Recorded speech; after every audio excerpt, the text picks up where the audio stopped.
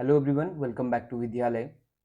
तो आज का हमारा जो टॉपिक है वो है लॉगरिदमिक फंक्शन। करेक्ट। चलिए स्टार्ट करें आज के हमारे टॉपिक को। Logarithmic function. तो आपने ये समझना है कि यहाँ हम जितनी बार भी बात करेंगे तो यहाँ कॉम्प्लेक्स वेरिएबल का यूज करेंगे। करेक्ट।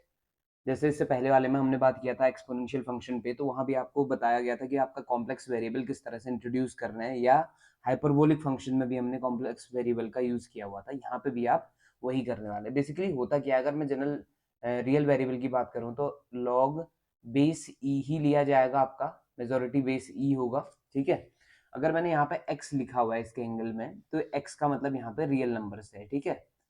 तो रियल नंबर के साथ तो हम कई बार पढ़ चुके हैं, लेकिन आपका मेन काम क्या है हमारा कॉम्प्लेक्स नंबर के साथ है कि किस तरह से कॉम्प्लेक्स नंबर में ये काम करता है, कैसे सेपरेट करते हैं चीजों को। ठीक। तो हमारा काम है आज एफ ऑफ जेड जो है इस तरह से दिखाई देगा, लॉग बेस ई और साथ में आपको जेड। जेड का मतलब यहाँ हो गया एक्स प्लस आई वाई, तो ये logarithmic function with complex variable हो जाएगा। ठीक। तो यहाँ दो तरह का लॉग होता है, एक आपका प्रिंसिपल वैल्यू होती है और एक जनरल वैल्यू में आपका आ जाता है। ठीक।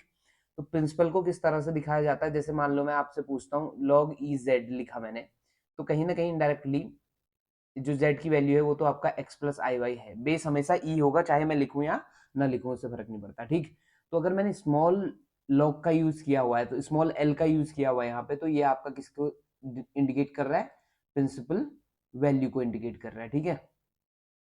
और अगर मान लो यहीं पे मैं log ऑफ z बोल दूं ऐसे, तो ये आपका किसको इंडिकेट करेगा, जनरल वैल्यू को इंडिकेट करेगा। ठीक। इतना आप समझ गए होंगे कि दो तरह का लॉग हम डिफाइन करने जा रहे हैं, एक आपका प्रिंसिपल वैल्यू के लिए काम करेगा और एक जनरल वैल्यू के लिए काम करेगा। चलिए फिर स्टार्ट करें कहानी को। तो सबसे पहले मैं आपका प्रिंसिपल की बात कर रहा हूँ। तो अगर किसी दिन log of X plus I Y दिखता है आपको, तो इसको आपने सेपरेट कैसे करना है, रियल पार्ट और इमेजिनरी पार्ट, वो उसको समझाता हूँ। ठीक। तो इसका जो जो फाइनल आंसर है वो कुछ इस तरह से आपको दिखाई देगा। अब ये कैसे आता है मैं समझाता हूँ।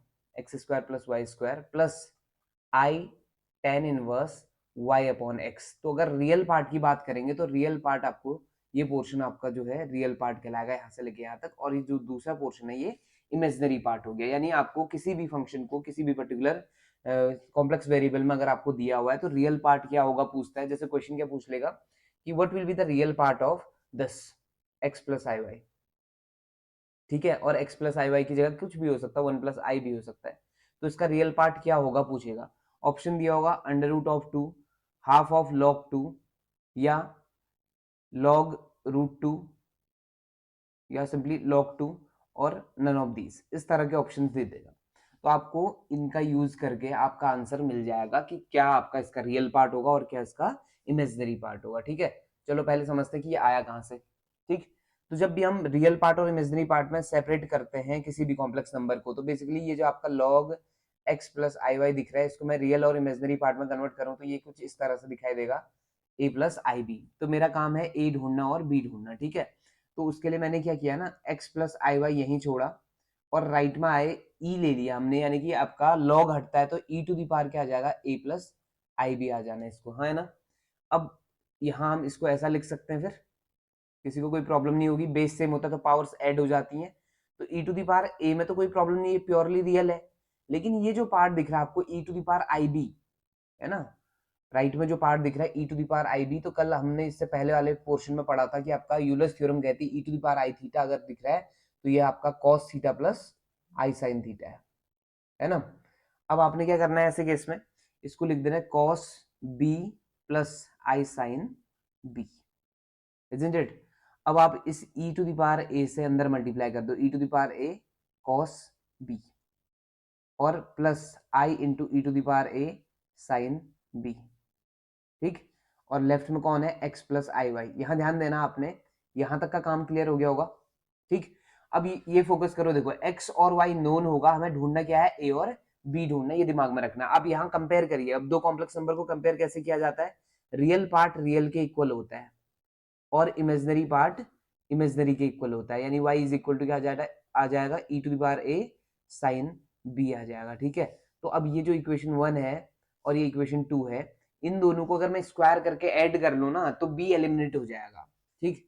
ये आपका कॉम्प्लेक्स नंबर में हम कई दफा कर चुके हैं। तो मैं क्या करने वाला हूँ, इक्वेशन 1 का स्क्वायर प्लस इक्वेशन 2 का स्क्वायर, इन दोनों को ऐड करने वाला हूँ। तो लेफ्ट में आपको दिखाई देगा X square plus Y square, और राइट में आप देख पाएंगे E to the power A का होल स्क्वायर कॉमन आ जाएगा, और अंदर बचेगा क्या, cos square B plus sine square B. ठीक है, तो अगले स्टेप में आप और आगे बढ़ेंगे तो ये बन जाएगा X square plus Y square, और यहाँ आपको ई टू द पावर ए का होल स्क्वायर दिखाई देगा, ये चीज 1 बन जाती है, ये जानते हैं आप। ठीक है, जैसे ही स्क्वायर हटेगा तो यहाँ क्या लग जाएगा, अंडर रूट, और यहाँ अंडर रूट लगते ही आपका ये बन गया ई टू द पावर ए। आपको यहाँ से दिमाग में रखना है कि ए फाइंड करना है, तो ई यहाँ से हटाओगे तो यहाँ लेफ्ट में क्या बन जाएगा, लॉग, और ये इक्वल टू क्या बनने वाला है, ए। तो ए की वैल्यू निकल गई। आप चाहो तो ए की वैल्यू ऐसे भी लिख सकते हैं, देखो ये जो पावर आपका अंडर रूट का मतलब क्या होता है, पावर हाफ, तो लॉग की प्रॉपर्टी कहती है कि ये पावर कहाँ जाती है, सामने, तो बन गया half of log x square plus Y square, तो रियल पार्ट आ गया। अब इमेजिनरी पार्ट को कैसे लाना है, इक्वेशन 2 को डिवाइड कर दो किससे, इक्वेशन 1 से, तो आपका जो रियल कौन इमेजिनरी पार्ट निकल के आ जाएगा। ठीक है, तो क्या बनने वाला है, इक्वेशन 2 डिवाइडेड बाय इक्वेशन 1 में ये लेफ्ट में बनेगा y अपॉन x, और राइट में e to the power a से e to the power a cut जाएगा, और cos साइन अपॉन cos बनेगा, तो क्या बन जाएगा tan b, और b की वैल्यू क्या निकल के आ गई, जल्दी से बता दो, tan inverse y upon b, y upon x। ठीक है, इस तरह से आपने ये काम कंप्लीट करना है। क्लियर हो गया यहाँ तक, डन। तो अब इतना समझ आ गया होगा कि कहीं पे भी अगर आपको लिखा हुआ है log base e x plus आई वाई लिखा हुआ है, इसका मतलब है या तो half log x square plus Y square plus i tan inverse Y upon x है, या हाफ को अगर आप एंगल में ले जाना चाहें तो लॉग की प्रॉपर्टी का यूज करके इस तरह से भी आप इसको लिख सकते हैं, जो आपको पसंद हो वैसे काम कर सकते हैं आप। ठीक है, तो ये बन गया आपका log x प्लस आई वाई की रियल फॉर्म और इमेजनरी, यानी कि रियल पार्ट और इमेजनरी पार्ट आपको इस तरह से फाइंड हो जाएगा। ठीक है, यहाँ से मैं क्वेश्चन बनाता हूँ एक, जरा इसको देख लो कि find what will be the real part of log 1 plus I. Just थोड़ी देर पहले बात की थी, तो x की वैल्यू कितनी है 1, y की वैल्यू भी कितनी है 1, x मतलब क्या है रियल पार्ट, y मतलब क्या है इमेजनरी पार्ट, इमेजनरी पार्ट मतलब i का कोफिशिएंट, तो इस केस में x भी 1 है और y भी 1 है, तो आपका जो रियल पार्ट आएगा ना, रियल पार्ट क्या आ जाएगा, ये पहला वाला पोर्शन रियल पार्ट है, तो ये बन जाता है log of under root of कितना, 1 square plus 1 square, that is log root 2 आ गया। तो इसको ऐसे भी लिखा हो सकता है हाफ लॉग 2। ठीक, तो ये आपको चेक करना है कि कौन सा ऑप्शन आप में उसमें मैच हो रहा है। ठीक, इक्वेशन यहाँ से आपका बन जाएगा। क्लियर है। अब लेकिन क्या होता है ना कि अगर आपसे कहे कि आपका what will be the complex form, complex form का मतलब है रियल पार्ट प्लस आई इंटू रियल समथिंग रियल, यानी अगर आपसे कहता है कि 1 माइनस आई को आप कॉम्प्लेक्स फॉर्म में लिख के दिखाओ, यानी कुछ real, real part plus imaginary part में लिख के दिखाओ, तो कैसे करेंगे, x इक्वल टू कितना है इस बार 1 है, y इज इक्वल टू कितना है -1 है, दिमाग में रखना है इसको, यानी x प्लस में है y माइनस में है, तो ये तुम्हें इंडिकेट कर रहा है कौन सा क्वाड्रेंट, जल्दी बता दो, प्लस और minus, x plus y minus कहाँ मिलता है, फोर्थ क्वाड्रेंट, यानी तुम्हें ये बता रहा है कि आपका फोर्थ क्वाड्रेंट की बात करने जा रहा है। ठीक है, अभी ये काम आने वाला है, बताता हूँ कहाँ पे। तो पहले तो आप रियल पार्ट निकाल लो, रियल पार्ट तो बड़ा सिंपल है, रियल पार्ट कैसे निकाला जाता है, आप क्या करेंगे, under log of under root X square plus Y square रखेंगे, और वैल्यू फिर से वही आनी है, लॉग अंडर रूट 2 आ जाएगी, या सिंपली हाफ लॉग 2 आ जाएगी। ठीक है, लेकिन जो इमेजनरी पार्ट है वो क्या था, tan inverse Y upon x.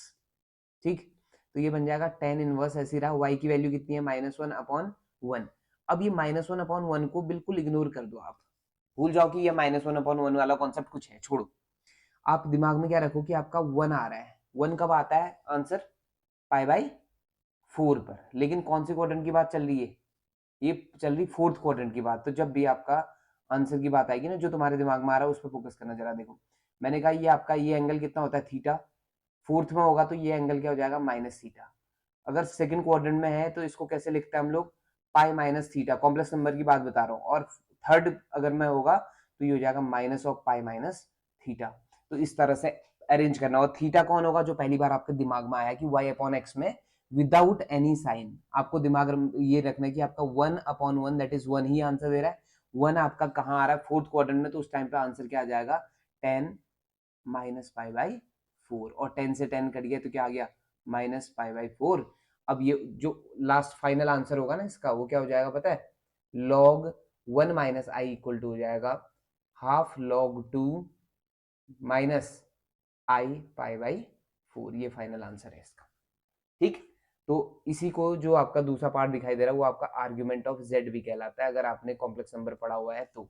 अगर नहीं पढ़ा हुआ तो प्लीज ईमानदारी से बता देंगे, मैं आपको इसमें डिटेल में जाके इसको समझाऊंगा वापस से। ठीक, तो आपका अगर प्रिंसिपल पार्ट की बात करनी है या प्रिंसिपल वैल्यू की बात करनी है तो इतना ही काम करना है। लेकिन अगर आपसे कोई क्वेश्चन पूछ ले कि what will be the value of capital log, जैसे कि मैंने आपको समझाया था ना, लॉग अगर कैपिटल एल लिख दिया तो इसका मायने बदल जाता है। कैपिटल एल और स्मॉल एल में इतना ही डिफरेंस है, देखो स्मॉल एल एक्स प्लस आई वाई प्लस 2n पाई आई अलग से ऐड हो जाएगा। यानी आपने क्या करना है एक्चुअल में, कैपिटल लॉग निकालने का मतलब सिंपली स्मॉल लॉग ही निकालना है आपने, साथ में क्या ऐड कर देना है 2n पाई आई ऐड कर देना, उतना काम आपका अलग से बढ़ जाएगा। ठीक, जैसे अगर मान लिया लॉग माइनस आई की वैल्यू पूछ ले, ठीक है, लॉग कितने की, माइनस आई की वैल्यू पूछ ले, और कैपिटल लॉग की बात कर रहा हूं मैं। ठीक है, तो कैपिटल लॉग की पूछेगा तो आप क्या करोगे, सिंपली स्मॉल लॉग माइनस आई की वैल्यू निकालोगे। और माइनस आई की वैल्यू कैसे निकालोगे बताओ जरा, इसको लिखोगे आप 0 माइनस आई, तो यहाँ x क्या हो गया 0, y कितना बन गया -1, तो रियल पार्ट निकाल लो, कितना आ जाएगा हाफ ऑफ लॉग 1, है ना, और plus i tan inverse y upon x, y कितना है -1 अपॉन 0। अब दिमाग में रखो कि आपका ये प्लस कॉमा माइनस वाला फील दे रहा है, प्लस माइनस कौन सा क्वाड्रेंट हो गया, फोर्थ। और फोर्थ क्वाड्रेंट में आपका एंगल क्या बताया, देखो फर्स्ट क्वाड्रेंट में एंगल क्या लेना है आपने, जो तुम्हारे दिमाग में आ रहा है वही, यानी थीटा। थीटा कैसे कंसिडर करना है, इस माइनस साइन को इग्नोर करो, 1/0, 1/0 का मतलब हो गया इन्फिनिटी। इन्फिनिटी कब होता है, इन्फिनिटी होता है आपका पाई बाई 2 पर। और सेकंड क्वाड्रेंट में पता है ये आंसर क्या हो जाता, पाई माइनस पाई बाई 2 हो जाता। और थर्ड क्वाड्रेंट में यहाँ क्या हो जाएगा, minus of pi minus pi by 2, फिर सॉल्व करके आप लिख लेंगे। और फोर्थ क्वाड्रेंट में क्या हो जाता है, सिंपली इसका नेगेटिव यानी माइनस पाई बाई 2। तो आप यहाँ वैल्यू रखेंगे तो अगले स्टेप में आएंगे, log 1 की वैल्यू 0 होती है तो ये 0 हो जाएगा प्लस आई, और इस पूरे की वैल्यू कितनी आ जाएगी माइनस पाई बाई 2, तो आपका आंसर आ जाएगा माइनस पाई बाई 2 आई। ठीक, ये आपकी किसकी वैल्यू आ गई, स्मॉल लॉग की वैल्यू आई, ये दिमाग में रखना आप। ठीक है, ये किसकी वैल्यू आई है आपका स्मॉल लॉग। अब अगर आपको कैपिटल लॉग की वैल्यू चाहिए ना तो आपने सिर्फ इतना काम कर देना है, तो कैपिटल लॉग माइनस आई की वैल्यू हो जाएगी minus pi by 2 I plus 2n pi I, that's it. ठीक, इतना सा काम आपका कैपिटल लॉग को निकालने के लिए, जनरल वैल्यू को निकालने के लिए आपका इतना सा काम है। ठीक है, यहाँ तक समझ आ गया होगा शायद, क्लियर है ये कहानी।